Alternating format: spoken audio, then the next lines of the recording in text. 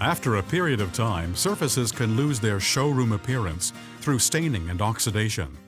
This can be returned to a virtually new appearance by the use of Nyalic. First, determine the severity of the degradation.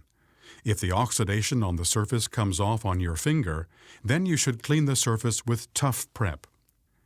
Usually, one cleaning application will be enough to take the surface back to its original condition.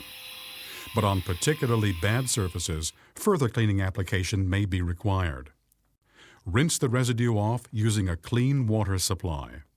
For the next step, prepare a 50-50 mixture of simple prep, a degreasing cleaner, and right rinse, a free rinsing surface cleaner that ensures no residues are left behind. The mixture can then be diluted with an equal part of clean water. Spray this mixture on the surface, starting at the bottom of the surface and moving towards the top, agitating with a soft brush. Again, do not let the cleaner dry. You can tell if a surface is clean when the water sheets off rather than beading. All the products are compatible, so you do not always have to rinse off the tough prep before applying the simple prep and right rinse mixture. These products are not harsh abrasives, so they can be used with confidence on plastics, stainless steel, glass, and other materials you may find adjacent to the cleaning surface. Once the surface is absolutely dry, the Nyalic can be sprayed, rolled, brushed, or wiped on. Dark surfaces like this are prone to discoloration and oxidation after prolonged periods of exposure to weathering and ultraviolet light. However, these surfaces can be returned to a like-new condition by using Nyalic after the surface has been thoroughly prepared.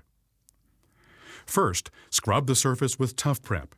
You will see the oxidated surface coming off onto the pad. Then spray on the mixture of simple prep and right rinse.